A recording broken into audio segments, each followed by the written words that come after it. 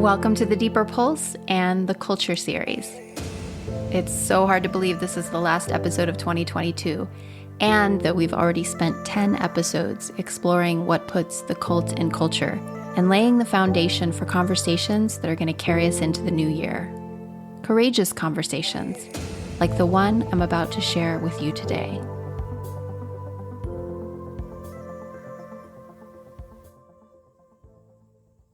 First, an important heads up.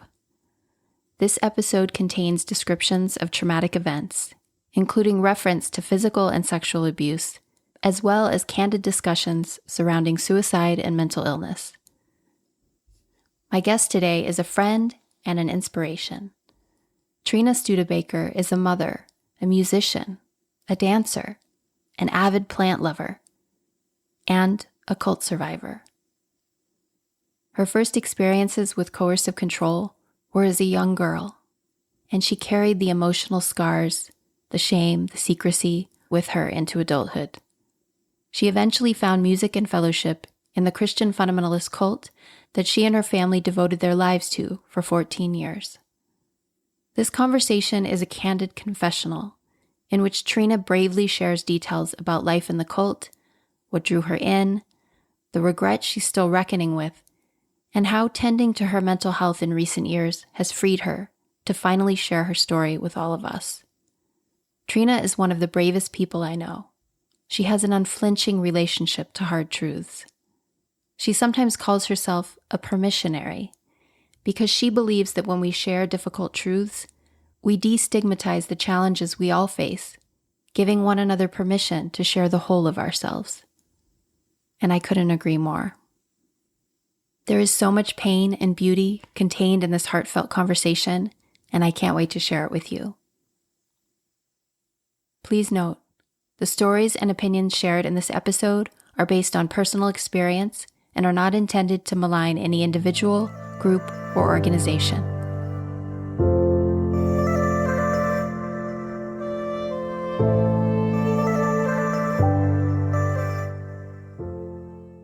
It's good to see you. It's so good to see you too. I'm so glad that you agreed to do this, and it's just such a great excuse to connect. Yes, always. I was noticing something really interesting this morning. I mean, with everything that I've been through in my life, I've been like an open book with people because when you've been through so much, at least for me, I have so much compassion for others. And It's like if sharing part of my story will help someone, even if it's a little bit, I'm going to do it. So then this morning, I still found myself nervous. I mean, that's the gist of it. Well, I think anytime and I'll speak for myself, anytime I feel like I am tapping into another layer, even if I'm sharing the same story, there's a new sort of tremor inside, a new sort of nervousness. There's always new layers. And so when you tell a story, especially on a podcast called The Deeper Pulse, you know that we're probably going to tap into some of that. So I think it's really healthy to feel a little bit nervous before we reveal ourselves. Like there's something that's letting us know like this is an edge worth exploring. You know, it definitely is. And I've got Kleenex ready because you never know. Always. Me too. Yeah. You never know when you're going to tap into something. But for me, it feels like it's just an opportunity for deeper healing, you know? Mm-hmm. Yes, I do. Yeah. I very much do. Damn, I'm all for that. Well, and that's really one of the main reasons why I invited you. I mean, your story is compelling. And as you know, I'm not interested in creating trauma porn. It's not about that, right? It's about connecting with people who really understand and experience as I do. And this isn't necessarily true for everyone, nor should it be, but who really have the experience of self-expression as a vehicle for healing and a vehicle to reconnect to greater authenticity and to be more of who we really are. And have watched you over the years that we've known each other doing a similar practice in terms of revelation. Yep. And so I thought, well, this is just meant to be. It's so true. I really felt that. I've listened to every episode in the Culture series. And, Thank you. Immediately I was like, I've got to message Candice and say, hey, guess what? I was in a cult too. And I love that you led with that, because for the listeners, I really want to underscore how you never know. Like, I've known you for a number of years, and I didn't know this part of your history. And it's not something that we talk about in the mainstream, which is part of what we're trying to change. And exactly. When you sent me that message, you were one of the people early on who messaged me and said really boldly, and actually used the 4-letter word, which people are sometimes scared of. Yes. I was in a cult, right? But, call 100%. It what it is. Right. Mm-hmm. It was a fucking cult. And right. It still is. I can't wait. It still exists? It still exists. It still exists. Yeah. Yep. So I'm really looking forward to sharing more about that with the listeners. And I'd love to start with just going back, because what I'm finding in my own journey of cult recovery is that a lot of what I'm experiencing, and I just said it in the present tense because I still struggle with cult dynamics in relationships and groups that I'm in. Absolutely. Is really, it's really kind of an amplification of certain dynamics that were present from my youth, which really is what inspired this as the Culture series and not a series about cults. It's about culture in general and how these dynamics are present from birth in our lives. And so I know that you get that. Yeah. And I would love if you would be willing for you to start at the very beginning, and just give us a general sense of what it was like for you growing up and anything that you feel like sharing in that vein. Sure. Are you open to that? Well, like I've been an open book, and the thing that's beautiful about that is I don't feel shame about my story anymore, because it's part of my story, and talking about it, helping to get rid of stigma around all kinds of things, mental health, because I have mental health problems, and the cult issue and trauma, so I guess I would start with, like, the foundation, I think, for my story is my dad is a recovering alcoholic, and he got sober when I was 4. And he had been in recovery for, I think it was like 3 or 4 years, I guess. And he had this opportunity to open up the first residential treatment center for recovering addicts and alcoholics in Coos County, Oregon. And so my dad, he's really open about his story and helping others. And part of being in AA recovery is giving back to your community. It also helps you with your own journey. So he opens up, and my mom, they did this together through the county. And it was this beautiful, sprawling ranch piece of property out in the country. And I mean, the setting was just gorgeous. And this is back in the early 70s. So this situation would never happen today. But our family lived there with the recovering alcoholics and addicts.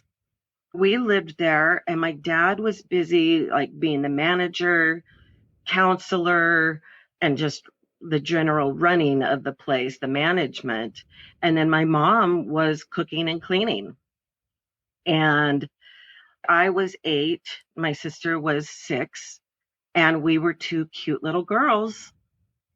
And, back then there weren't helicopter parents, and we were just left to run around on our own out in the country. And which, a lot of that I absolutely freaking loved. The trees I climbed, and I still have such fond memories of climbing trees. And like, as a child, that was one of my very favorite things to do. But at the same time, I would climb the trees to get away from the man who was sexually assaulting me. Mm-hmm. And I have a clear memory. I had climbed this one tree and I fell out of it. And I hit my back on a branch on the way down. I was unconscious. And I woke up to the man who was sexually assaulting me, standing over me. He carried me in as if he was this big fucking hero. So that abuse went on for quite some time. And my sister and I had hiding places. There were big, just lots and lots of blackberry bushes. And we had carved out tunnels because this guy was really big. He was way over 6 feet tall, and he couldn't get in where we would hide. And I never told anybody. And I don't remember why. I don't remember if he threatened my family. I don't have any memory of that. But what I do have a memory of is how my body responded and how my body kind of locked down. And by the time I was 11, I had a full-on eating disorder of anorexia. And the self-loathing that happened as a result of that was that eating disorder. It absolutely consumed me. And I was a straight A student.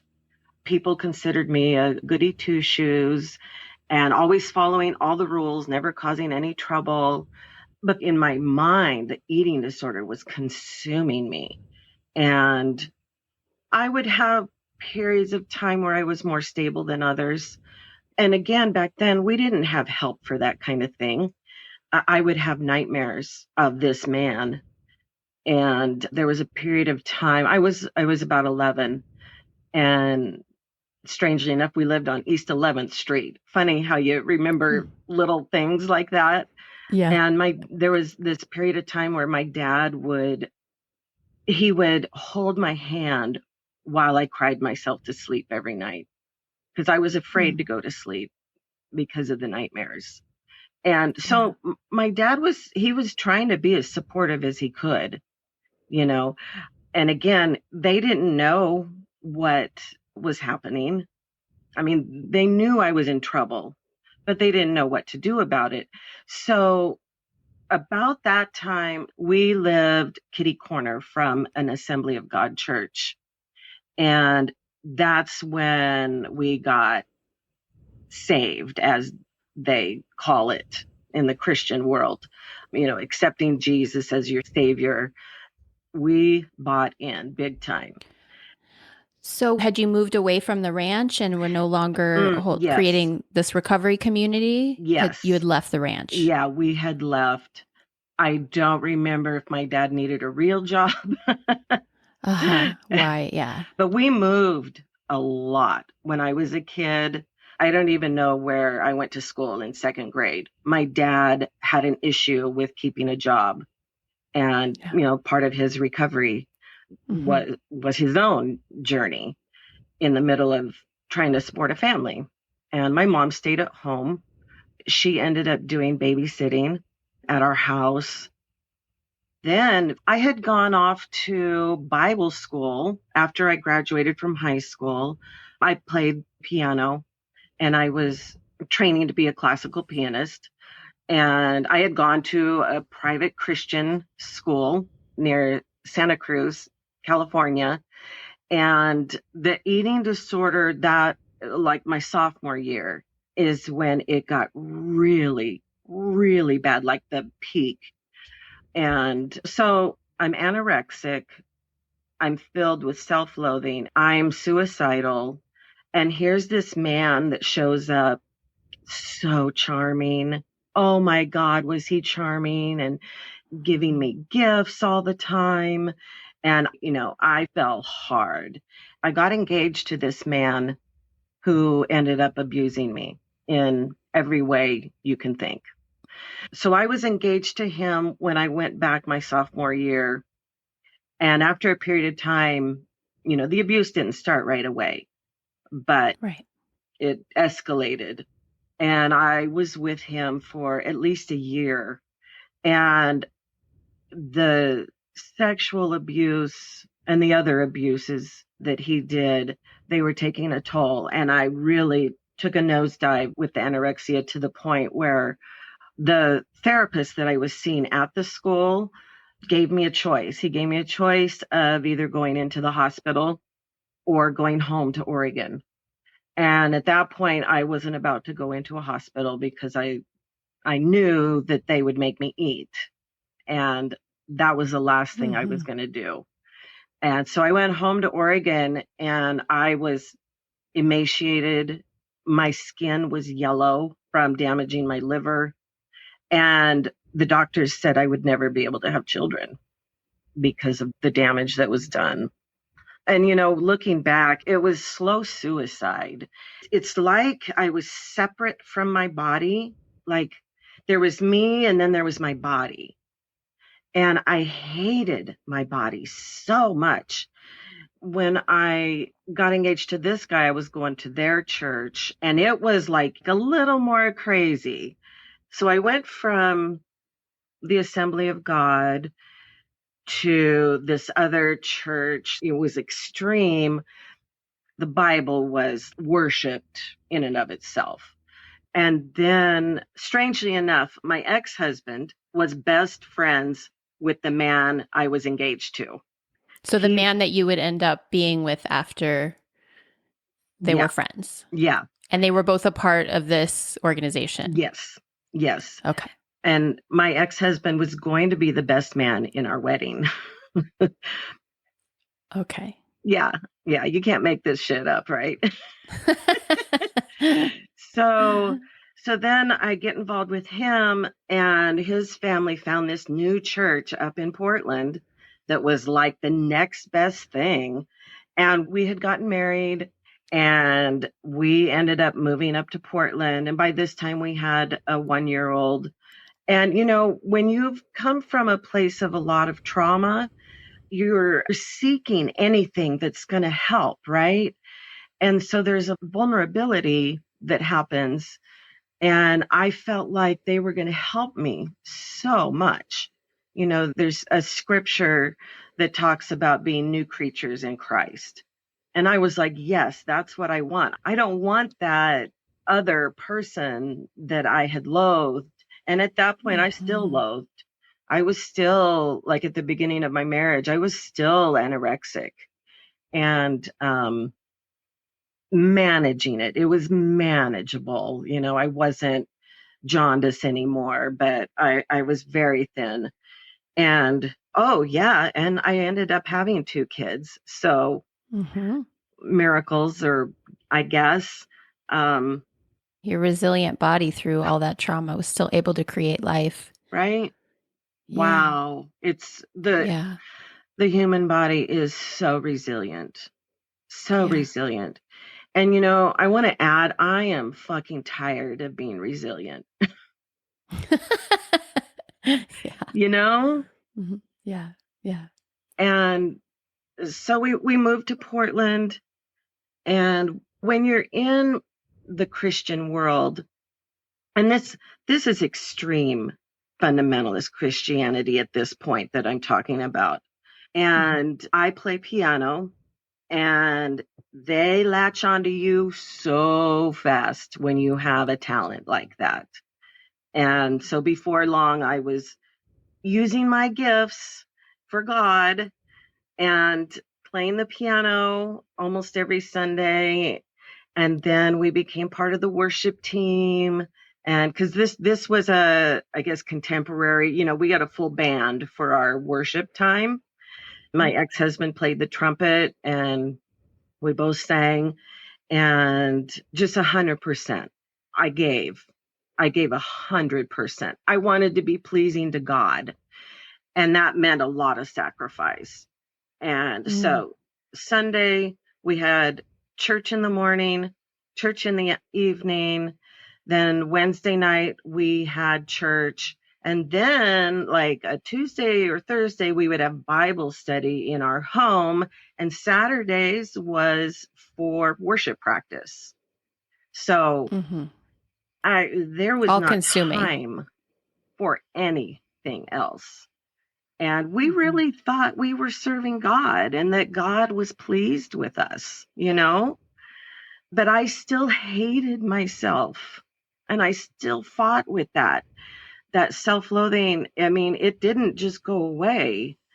And it definitely didn't go away in the cult when it's like, it's so contradictory, the scriptures that they use to snag you. You're a new creature in Christ, but then you're a sinner and, you're going to hell. And scripture was so abused that honestly, as I'm sitting here, I'm like, wow, I have come a little further in my healing because I didn't even feel myself get triggered by saying that scripture to you. This is 20 years later after leaving. We were in the cult for about 14 years. And we brought children into this, We had kids and we were such good Christians. Our firstborn, his name is Christian.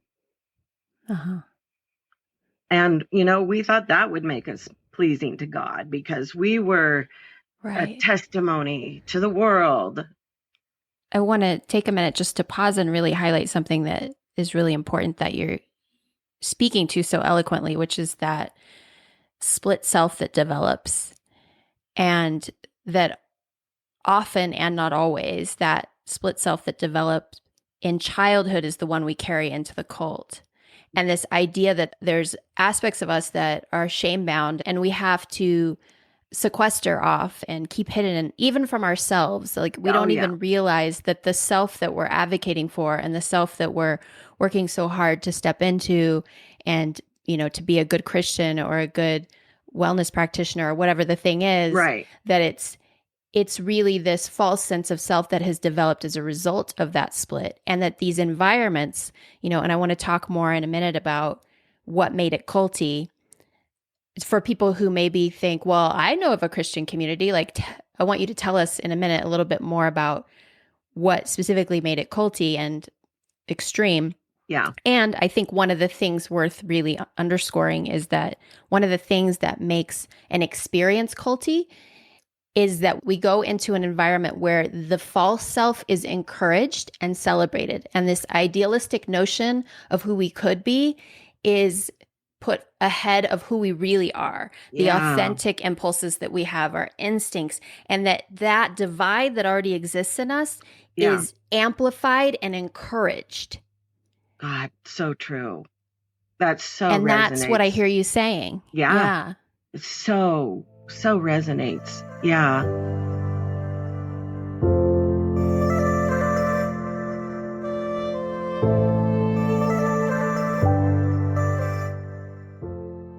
Some of the culty aspects that I came to, figure out after were, so my ex-husband and I ended up in leadership, and that was a sign of our spirituality. We were so pleasing to God. Oh my God. But we weren't allowed to ask questions, like questioning the pastor and his wife. And actually, they were both pastors. They were both considered pastors. We were not allowed to question the pastors.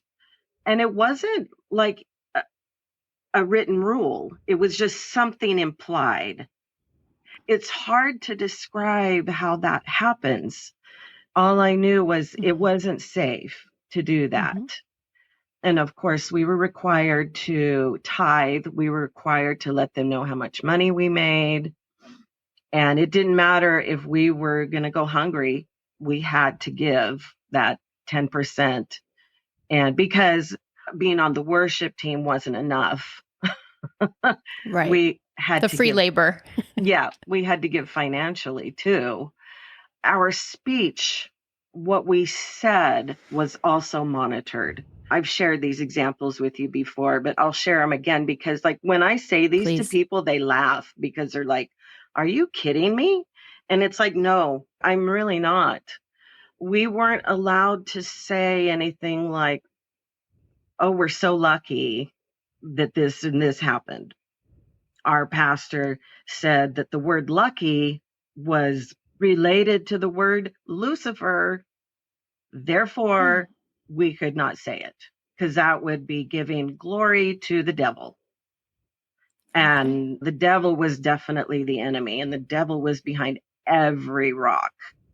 So there was that. And then, sometimes as you're saying goodbye to someone and you wish them well and you say, take care, we weren't allowed to say that because there's a scripture that says we are not to take on the cares of the world. And by telling someone to take care, you're telling them that they should take on the cares of the world. And it's like, okay, wait a minute. The intention behind that is I'm wishing you well, but our words were taken so literally and so seriously. Yeah. And man, if you didn't speak correctly, like let's say we were at a Bible study, and if you didn't speak correctly, you were called on it immediately. And you had to reframe and rephrase things so that it would be more pleasing to God. And I mean, our words do have power. I mean, I believe that to a degree, but the fact that we weren't allowed to say, I feel so lucky today is ludicrous.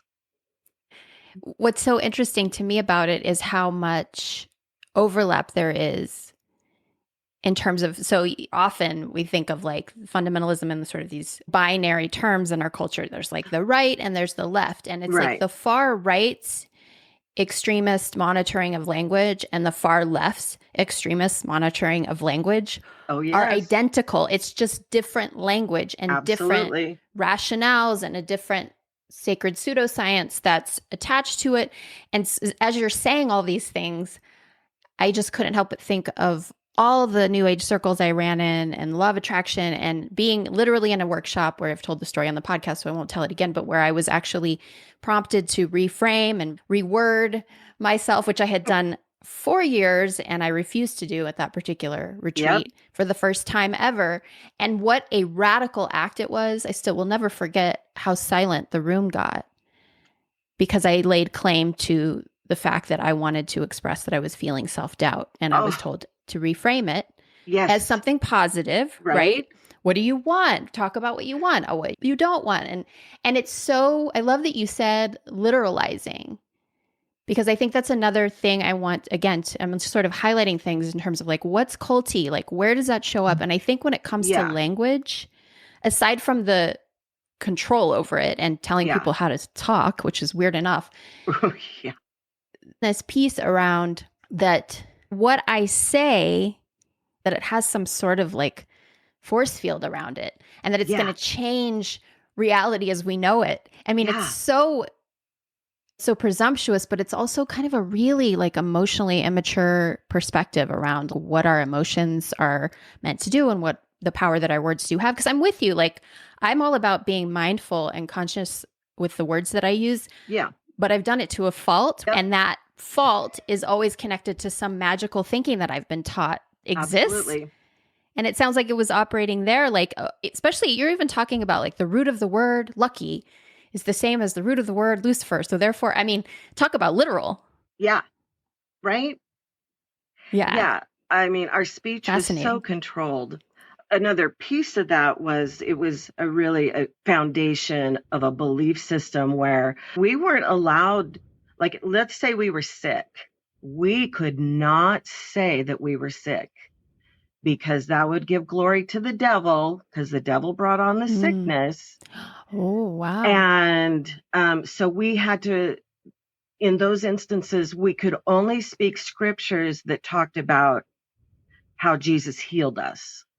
And so we couldn't ever be real with anybody. It was all this facade of, life is just, rainbows and unicorns. And when inside, you're dying. You're dying to express what you're going through. The 13, 14 years we were in there was the loneliest time of my life. I don't like telling other people's stories, but this is kind of important as far as how it relates to me because of the sexual trauma that I brought into our marriage. And so with that thinking, as my ex-husband became a teenager and wanted to masturbate, which is absolutely natural, it was a sin. When he would want to masturbate, he would self-harm to keep himself from sinning. Because if he died after that, he'd go to hell. And so in his mind, getting married was the answer.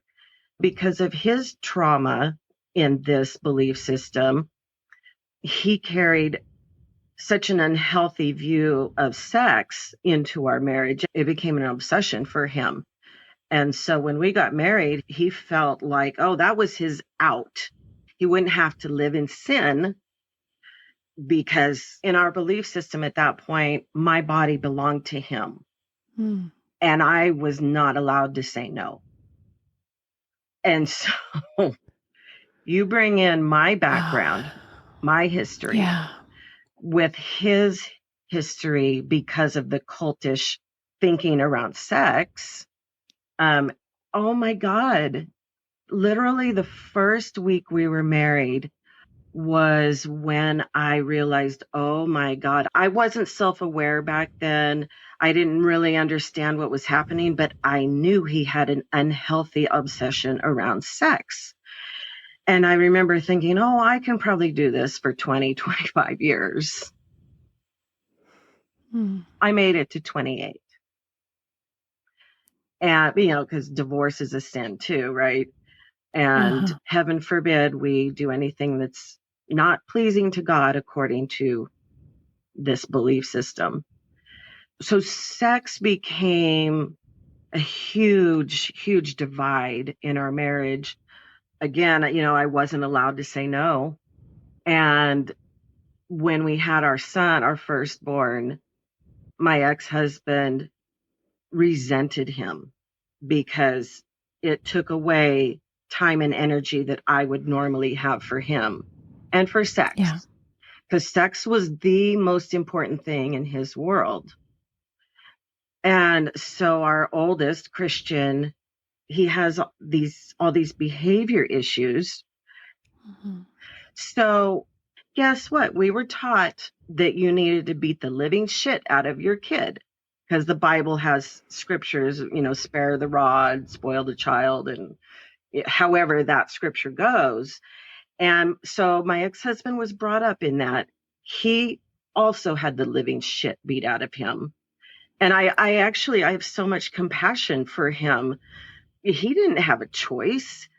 And my ex-husband, he was the one that would do it. He would beat him. And I wanted to be pleasing to God. So I had to be the submissive wife. It didn't sit well with me because this wasn't like a little paddle on the butt. This was like a beating, leaving marks on a 2-year-old child. Oh, honey, I'm so sorry.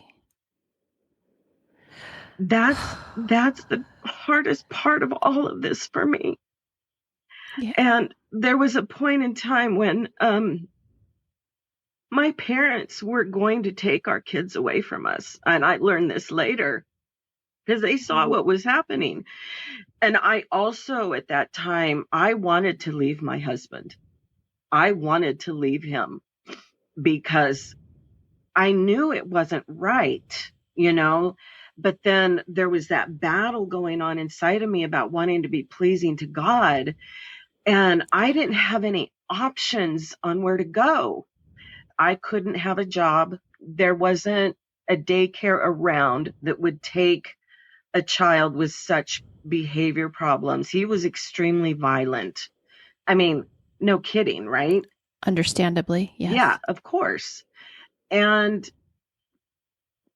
this is still, it's very charged for me. I couldn't leave my husband and let's say go live with my parents. That was one thing that I did think of, but they weren't serving God like we were. And serving God was still number one, not That's the protecting my power. child. Yes, that's the power of indoctrination. And I think so many people, again, I want to pause to just really highlight this. And I really appreciate and want to celebrate that you said that you can share this with us so bravely. I mean, this is so courageous what you're doing.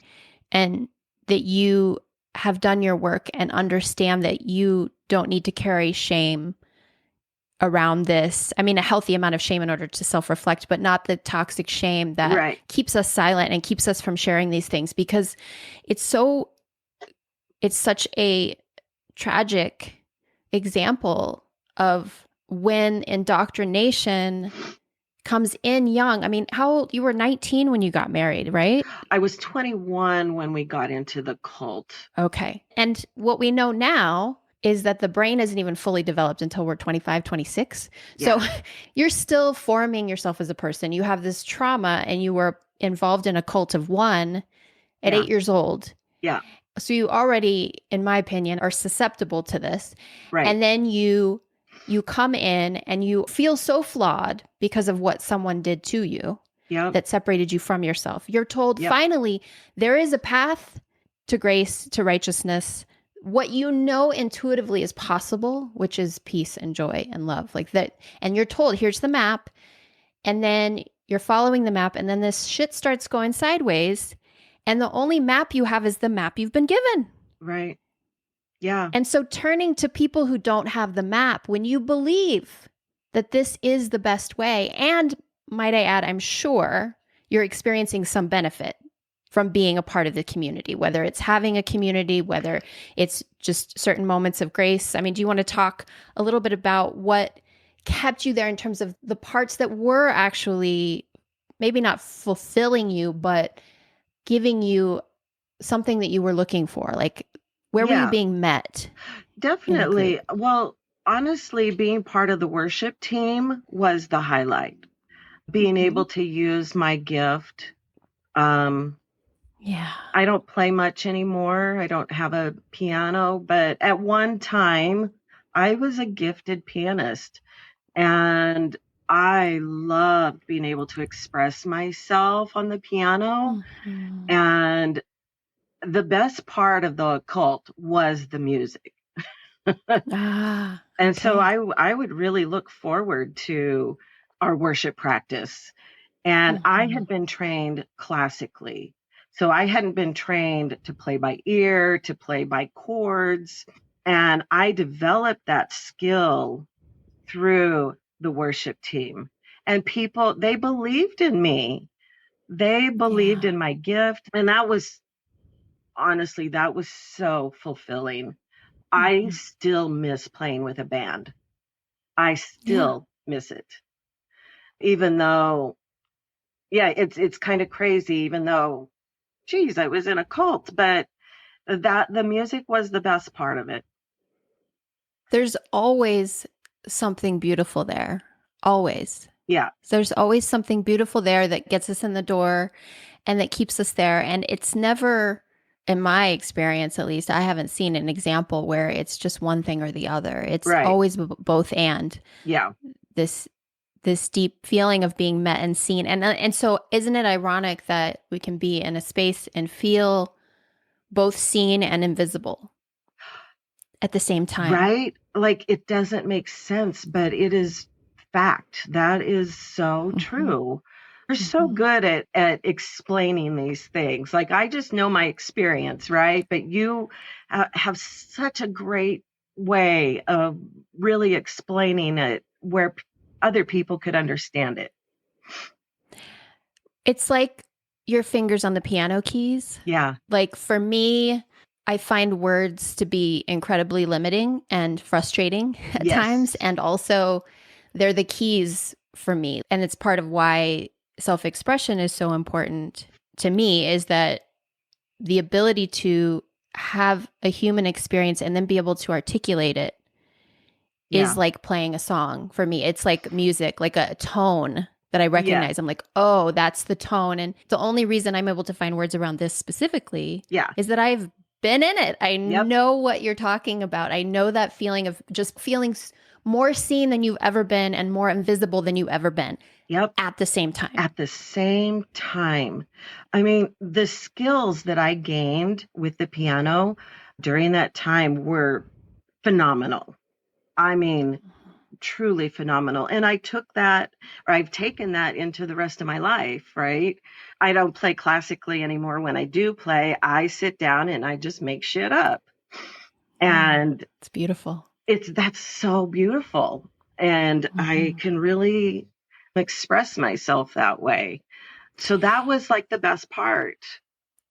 And it sort of makes sense that that outlet became so rich and so fulfilling because the other outlets weren't available to you. You couldn't tell your husband that you weren't in the mood. You couldn't tell your husband you're hitting the child too hard, or maybe you shouldn't hit the child at all. And all these things, when I say you couldn't, I really encourage people to circle back to earlier episodes in the series where I talk about Janja Lalich's bounded choice framework and all that. Like, it's not a plain and simple choice anymore. There's real barriers to being able to express in so many ways. So you found this avenue through which you could express, and you went all in because it was a place where you could truly express and be yourself. It makes so much sense. And we can celebrate that. Like, we can celebrate that you were able to have that experience in the midst of all this. I'm so grateful for that. Like, that was a gift to me. That was a gift to me that I've taken into the rest of my life. And I'm forever grateful for that.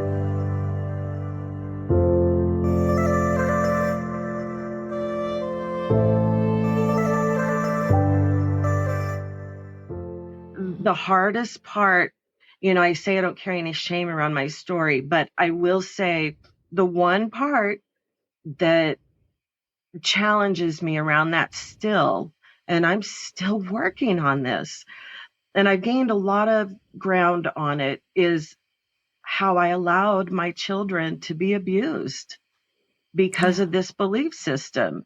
And I'm sure people could say, and I know people do say, how could a mother who loves their children allow this to happen? I did not have a choice in that situation with that foundation of the belief system. That belief system was like 100% fact to me, and there wasn't an option. I mean, it's crazy to think that I couldn't go live with my parents because they weren't serving God like we were. Right. That's nuts. My parents are, to this day, they're the good Christians, they do good. They love people, and they didn't get involved in the extremism like I did. But the part that I do struggle with is that piece of allowing my kids to be abused by their dad. Some time had passed and I had finally put my foot down. But you know what? By that time, it was too late. My kids had already been so fucked up. And like my youngest, Austin, he wasn't beaten like Christian was. He was a very easy child in that respect. He didn't have behavior problems. He was well behaved and just a little love bug. And so he didn't experience that, but he did experience our home being filled with anger, violence, and the threat of violence always. Because as his brother got older, he would then take it out on Austin. So my ex-husband would beat Christian, and then Christian would beat Austin. And so I was so hyper vigilant. Oh, another piece I would add is, like, when I was thinking about leaving, I was trying to figure out a way. And I knew that if the state got involved, they would take my kids from me. And you knew that? Well, in my mind, I knew that. I assumed that. Because we were told in the church that the outside world would think what we were doing was wrong and was abuse, but it wasn't. They reiterated it. We're doing what the Bible says to do, and that's what's pleasing to God. But in my mind, I just knew that the state would take my kids away. And then where I took that in my mind was then they would end up in foster care. And then in my mind, they would end up being sexually abused, like so many in foster care are. And that was because of my trauma around that. Mm-hmm. I was not going to let that happen, no matter what. Cult or not, I was not going to let sexual trauma happen to my kids. So you told yourself that you were protecting them Right. from that. Yeah. Right. Yeah. Okay. Yeah. Mm-hmm. And so if we fast forward just this last summer, my oldest son, we were having a conversation, and I have such a good relationship with my kids. And there's a part of me that understands why, because of all the work that all of us have done around this. But then there's that other part that's like, oh my God, I can't believe they don't hate me, don't resent me. Well, there has been some resentment. Sure. Yeah. And I understand it. But Mm-hmm. there's a part of me that goes, I can't believe they even want anything to do with me. But I have such a good relationship with both of them.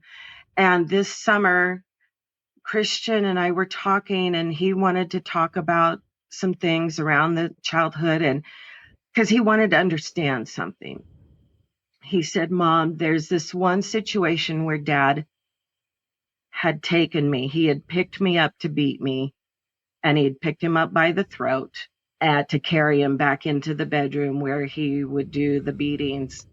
And Christian looked back at me, and he's like maybe 4 or 5, and Austin's about 2. And he looked back at me like, Mom, aren't you going to protect me? And what he saw was me protecting Austin. You know, I had Austin huddled in my arms and not letting him see what was happening. But to Christian, that looked like I wasn't protecting him. Yeah. And when he told me that story, I mean, I sobbed. I didn't sleep that night. Mm-hmm. I had that going through my head over and over, that I let that happen, you know, and that's only Mm-hmm. one incident. And what he didn't know until just the last 2 or 3 months, what he didn't know is that I would have sex with his dad more often. I would give my body to him so that he would be kinder to the kids. So I gave my most prized possession, myself,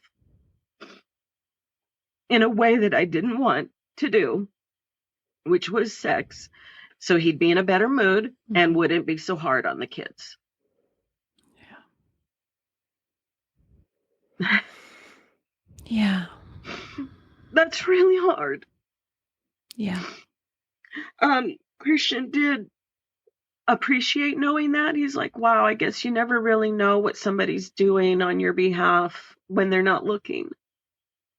Yeah. But as a 4 or 5-year-old child, all he knows is his dad is going to beat him, you know?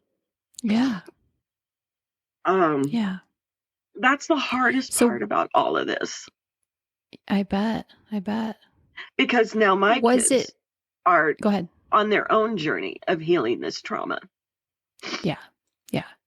Well, and I mean, I just want to say as an aside, kudos to you for being willing to take that journey with them. Because a lot of us know what it's like to heal from childhood trauma and our parents not having the ability to take that journey with us and to have a conversation like that where he can voice that kind of truth to you and you can, receive the impact of that and grieve together. And also that he can express his resentment and anger and that you can, you understand and you can make room for that. So I just really want to celebrate that you're doing that. The impact of that can't be overstated. It's just such an important part of the healing process for all of you to be able to do it together. And it makes me wonder if, I want you to tell us about your exit from the cult and how having come through and out of something like that has the ability to bind people closer together than before. And I am not saying that it happens for a reason at all. Right. I'm saying I feel the that, same way about that as you do. yeah, right. I think that there's something about surviving something and being willing to be vulnerable around it that creates a deep sense of intimacy. And it doesn't justify what came before, but it does create an opportunity for a different kind of love and deep connection. And so tell us a little bit about your leaving was like. Was it the abuse escalating? It got to a point like what was, because I know you had said to me that you decided to leave years before you were actually able to leave. So tell us about that and your exit. I wanted to leave about 5 years before we actually did. I was definitely not happy. And a lot of it had to do with our kids. I didn't want them in that belief system anymore. Like, I was over it. Mm-hmm. I was so over it. And I mean, I knew at that point it wasn't a healthy belief system. So my ex-husband, he had started listening to a radio show, and it was kind of combining the belief system that we had with some more newer type of thinking. And that was resonating for him. And it was from a church in Colorado, and they were coming to Portland for this big like seminar type thing. And so we went, and we really felt called by God. We felt called to join this new church that they were just starting in Portland. But we knew shit was going to hit the fan when we told the pastors and the leadership, because we were still part of leadership. So we were, again, I mean, we're still trying to be pleasing to God. And so in our minds, we were like, well, if we go to our pastors in a loving way and in a way that's telling them that God is telling us we need to move on, we thought maybe there would be a sliver of a chance that we would leave on good terms, Mm-hmm. Mm-hmm. which was naive. And so when it came time, my ex-husband went to the male pastor. I went to the female pastor. And I will never forget when I told her, what she said to me was, well, who's going to do everything that you do? That's all that mattered to her. And the reason that hurt so much was, wow, in all this time, 14 years, you never saw my heart. And I've always been a compassionate person. And it's like, wow, you never saw my heart. You mean all you cared about was what I could contribute to this cult. That's all she cared about. It didn't matter because we did leave and we lost every friend we had. Nobody was allowed to talk to us. And we knew what was going to happen because we had seen people leave before, and it wasn't good. You know, you weren't allowed to contact them or be friends with them in any way. And even if you were at the grocery store, you needed to avoid them because they were clearly deceived by Satan. It's so interesting that you said, we felt called by God. This felt like what God wanted us to do. And this sort of, again, this is a very culty idea that like the wisdom, the pseudoscience pours through certain people, and that there's maybe some lip service around how we can connect to it directly and access it. But when we do that and connect to it directly, and the thing that we discover for ourselves is in some way different than or contradicts the leadership, then suddenly we're ostracized or made wrong. Yep. And it's just such an interesting thing because it's really, again, one of the hallmarks of a cult is who decides what's true and what isn't. Oh, yeah. I mean, because they were like, well, we feel like God is telling you to stay, you know?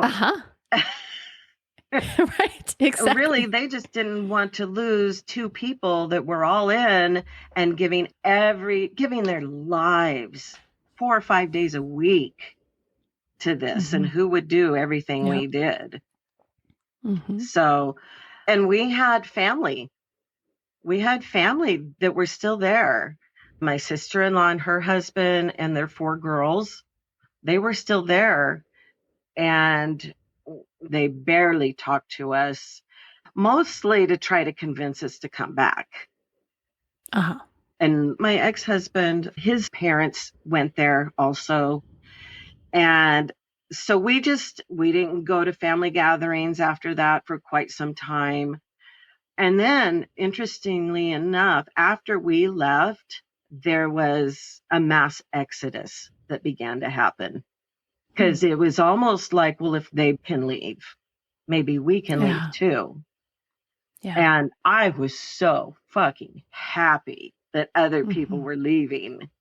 But the damage was already done as far as with family.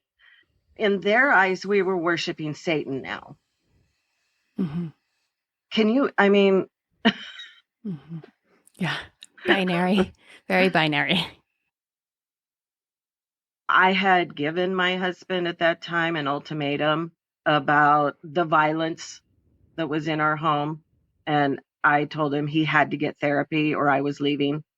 And the boys were older at this point, and we must have been out of the cult at that point because I felt comfortable saying I would leave him. I began to have serious mental health problems. I mean, I already had them, but they began to be harder for me to hide. I was at my end. I was tired of being hypervigilant. My nervous system was shot. I began to have health problems. And when I attempted suicide, I had been out of the cult for quite a while. And after that happened was when I had this realization of, oh, now it's time to deal with that sexual trauma that happened when I was 8 that I had not told anybody about. And I must have been 40 at this point. Something like, it was about 40. So decades I held in that trauma. And I started to get some help after that, like real help. And in one of my sessions, I had this aha of being separated from my body and realizing for my healing to really begin, I needed to become friends with my body. And I needed to forgive my body because I had developed this hatred of myself. And what I realized, I had this hatred of my body didn't protect me when I needed it to protect me the most. And so I began developing that partnership with my body, becoming friends with my body. And it was such a raw but beautiful time for me. After the suicide attempt, I felt like for the first year or 2 after that, I was fighting for my life. And so I was making decisions and I was choosing life finally. And it meant digging in with lots of the trauma. In one of my sessions with a therapist, my ex-husband and I, we had gone into marriage counseling and our marriage was in trouble and we knew it. And we were in therapy off and on for like 5 years, went through 2 separations. But I will never forget when we were in one session and I learned, and this is crazy to think that I didn't know this, but I learned that I am an autonomous being and I get to say who touches me and who doesn't. And how they react is their problem. And I mean, that was huge for me.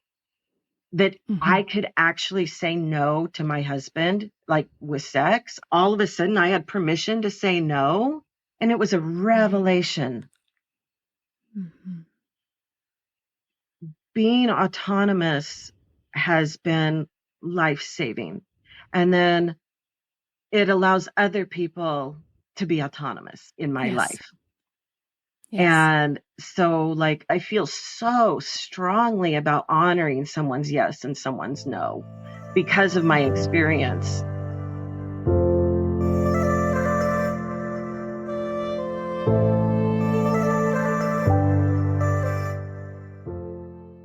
Oh, and we had ended up starting martial arts, which that was a really positive experience to a point. And then with even that, our grand master ended up being a pedophile. So he was married, and I was really good friends with his wife. And what we didn't know was that he had groomed her from the time she was 12 or 13. He frequently cheated on her, and she got to the point where, she was over it. And also, what then came to light, he had been grooming somebody new. We were close friends, and I also felt like I needed to protect his daughter. At the time, his daughter was 8. I knew I could not keep quiet, and I had to testify against him. I was on the stand for 3 hours testifying against someone who was one of my closest friends. How long into that friendship until you discovered the truth about him? Oh, it was years. Wow. Yeah. He ended up being in prison for 5 or 6 years. But part of the time when things were coming to light, it was like, well, he's our grand master. He couldn't possibly do something like this. He was so revered. He was so respected in the entire martial arts community in the Portland area and beyond. We had one of the best martial arts studios around, and that was a tight-knit community. And like, if you became a black belt, which all of us did, it's almost like then you're in that inner circle. Yeah. I know all about that. And it's like, I am done being in anybody's inner circle.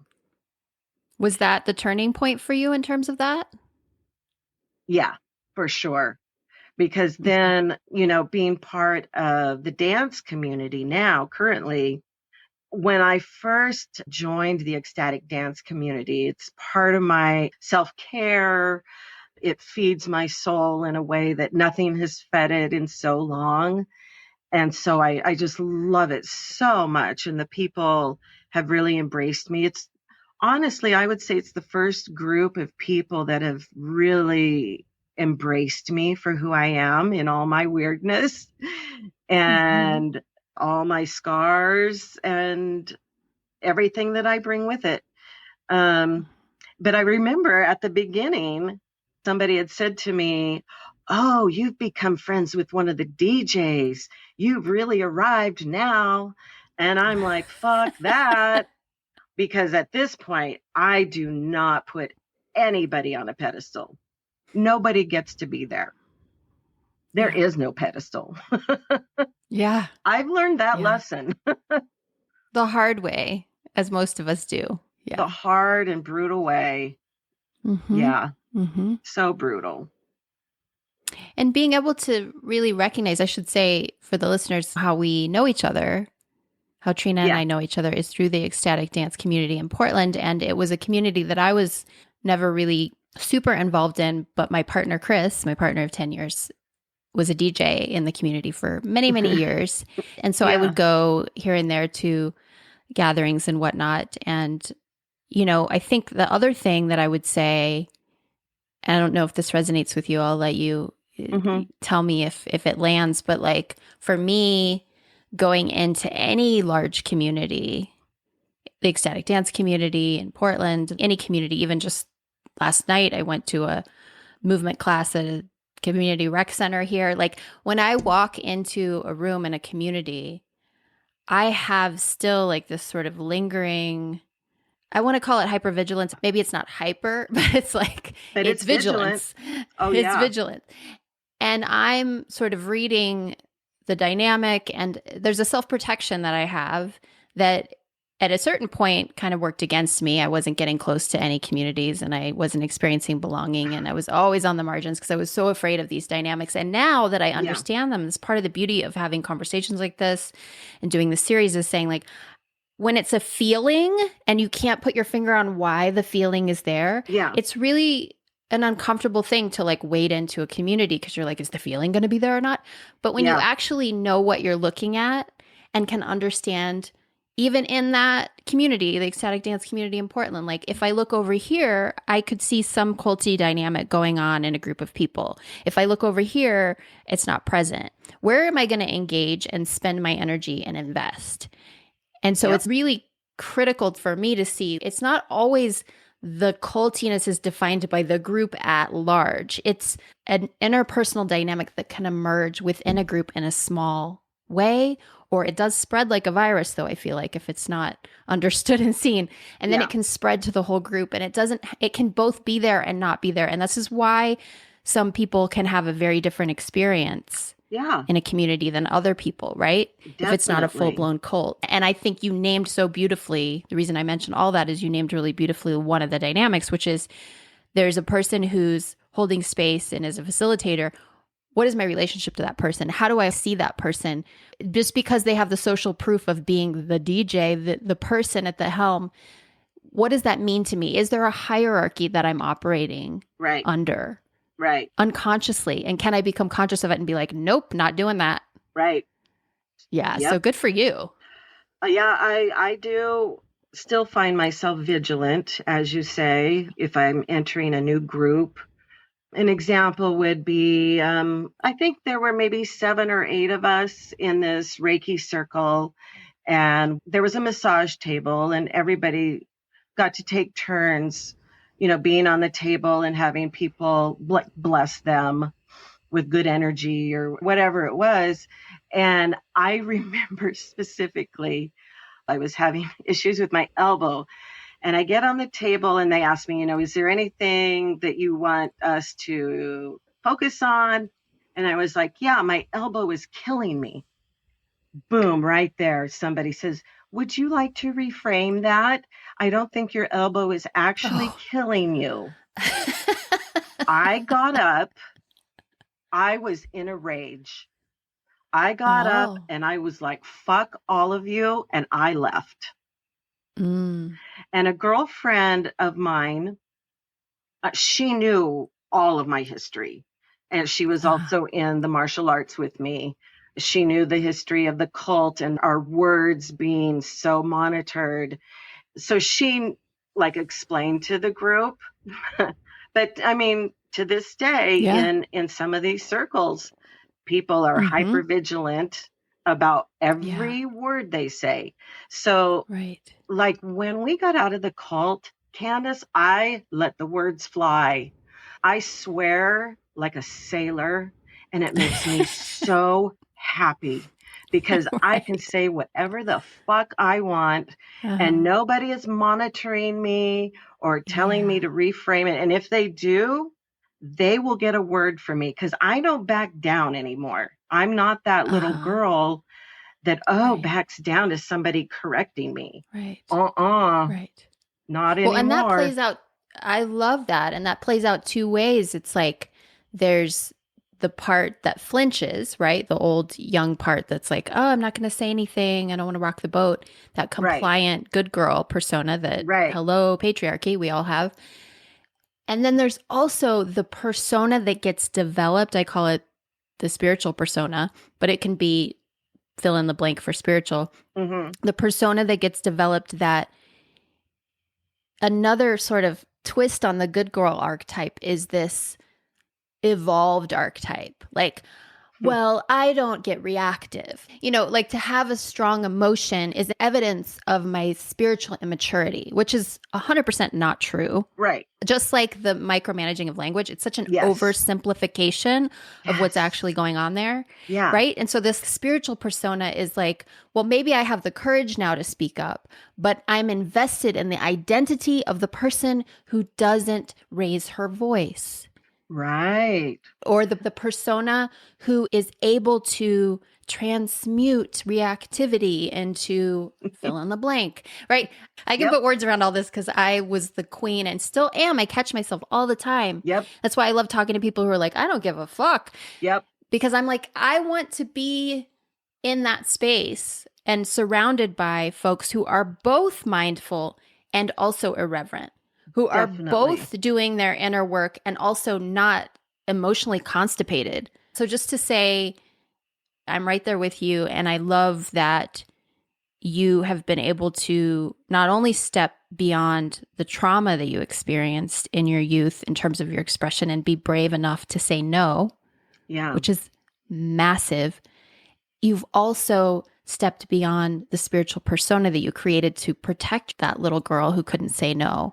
Right. And you're able to express yourself authentically outside of that too. And I just think that's so inspiring. Oh, thank you. You know, what I know is that for my mental health, I have to be authentic. I can't be that fake person anymore, or, have that persona or a desire to have people perceive me in a certain way. I really don't give a rat's ass how people perceive me. I know for my own mental health who I need to be and how I need to be it. And part of that for me is being authentic, being honest about my feelings. And if I'm hurt or sad or angry, and I don't want to reframe those fucking emotions. Right. It's no different than the God and the devil. It's just a different way of saying, like, oh, if I have a negative emotion, that's why the phrase negative emotion really gets my goat at this point. Me too. I haven't figured out another way to describe that spectrum, and it just makes me nuts because it's very similar to like the good versus evil, God versus the devil. This is good and this is bad. It just feels like another way that we hide from ourselves and each other and therefore do harm. Right. Yeah. I have found that once I really embraced who I am, I have so many people come to me to share something dark with me because they know I'm not going to judge them, that I will have compassion for them and allow them to be where they're at and not try to fix them or change them, but just witness.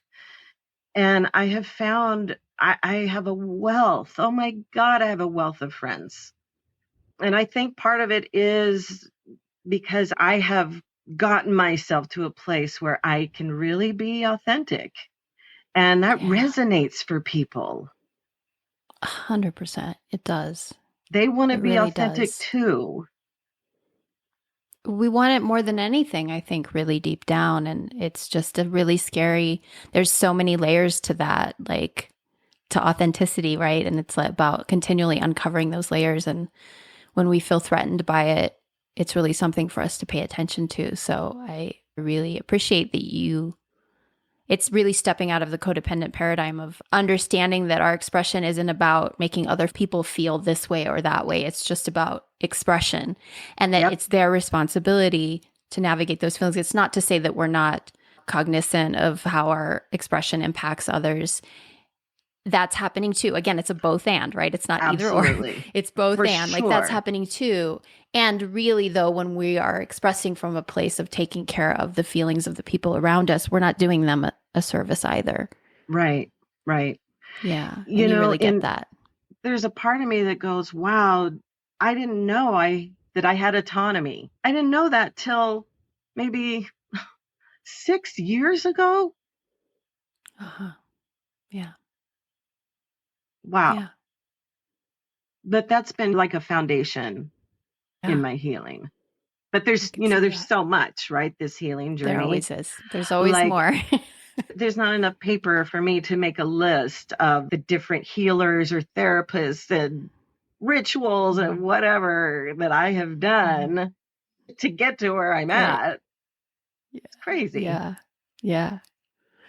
So with that in mind, given that folks who listen to the podcast, some people have walked through many fires, and we're giving language together to experiences that we all share. One of the things on the flip side of it is always like, what does recovery look like, and how do we heal? And there's so many answers to that question. And like you just said, and we could spend a whole series of podcasts answering that question. Well, question I guess I want to ask you is, what would you say now, having gone through what you've gone through and survived what you've survived, to somebody who might be listening and is feeling a sense of stuckness, whether it's in a marriage or a group situation, a so-called cult? I know there's not one thing that can be said to a person in those moments because it's bounded choice and it's a complex system that they're in. Yeah. But what do you see now that you wish you had known and seen then? Oh, what comes to mind is listening to my body. Now, when I was separate from my body for decades, that wasn't an option. But now that I have come into my body and I listen to my body, it's like really listening to it. Maybe there's somebody that makes you nervous for some reason, gives you a weird feeling, and you have that weird feeling in your gut. Trust that feeling, because what I have learned is our bodies carry so much wisdom. And that's been a really big piece for me, is listening to that. And then, there's also when you're talking with someone, engaging with someone, and you leave feeling lighter, or maybe like you really connected heart to heart with someone, listen to that. That's your body's wisdom telling you that, that was a really good thing. That was intimate. That was healing. That was helpful, or it was loving and compassionate. Sharing my story, that makes me feel so alive. That is what makes me feel like I'm thriving. There's just something about it. It gives me life. So I feel that in my body. I notice it. I'm aware of it. And it's like, oh, I want to do more of that. So it's just, it's that body's wisdom. And for me, I can't respond in an authentic way if I'm separated from my body. But if I can get back to where I'm in my body and I'm feeling safe in my body, then I can go from there. Does that make sense? Yeah, it does. It makes perfect sense. What you're describing is like the dissociation versus the actual being in the body, and that there can be heightened emotions in either situation. And what it means is going to vary based on whether we're actually present in our bodies, or if we're actually sort of activated and kind of responding to another time. Yeah. I look back and I had literally been disassociated from my body for decades. And it's just mind-boggling to me that I even was able to function. But again, there's that resiliency. And I want a t-shirt that says resilient AF. It's like the story of my life.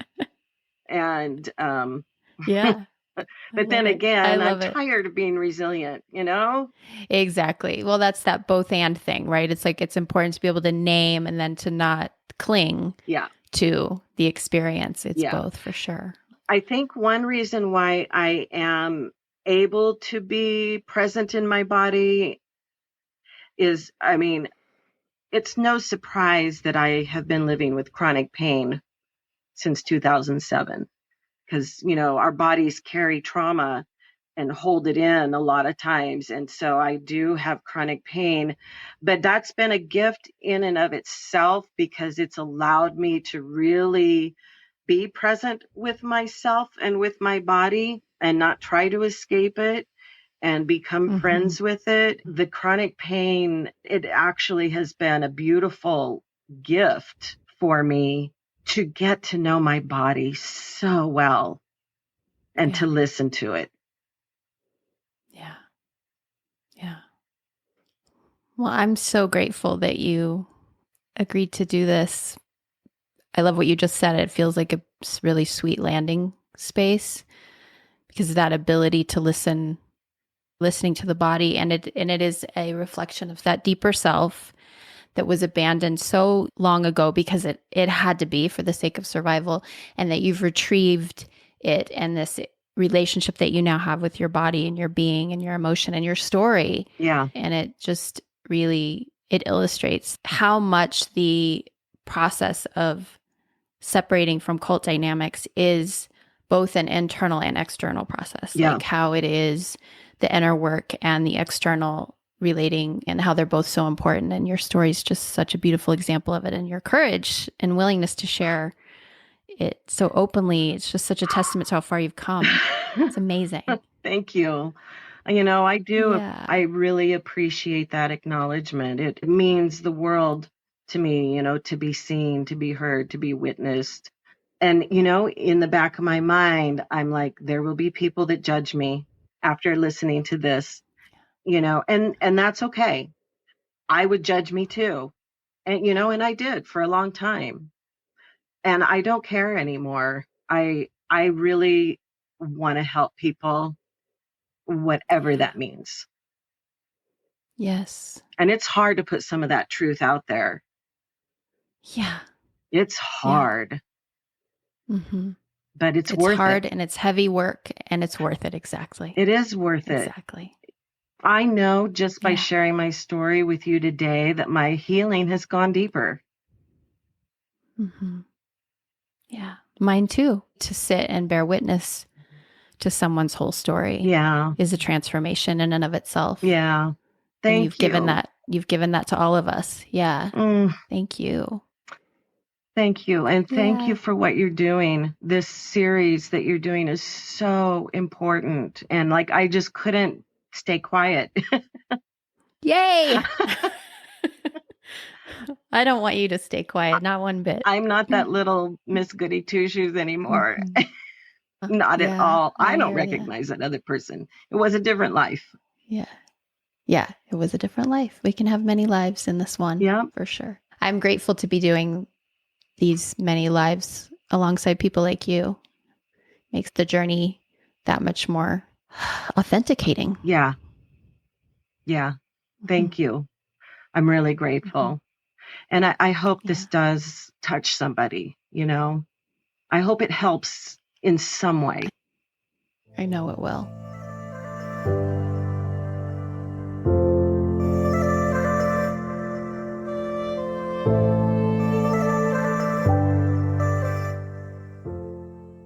Wow, I just have so much love for this beautiful human, not only for her courage and her resilience, but for her remarkable journey towards self-acceptance.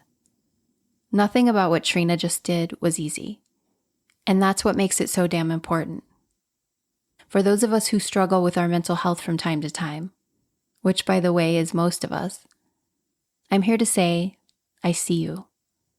If you or someone near to you is experiencing a mental health crisis, please remember to dial 988 for confidential 24/7 support. And let's do our own work so that we can make room in our hearts for stories like these.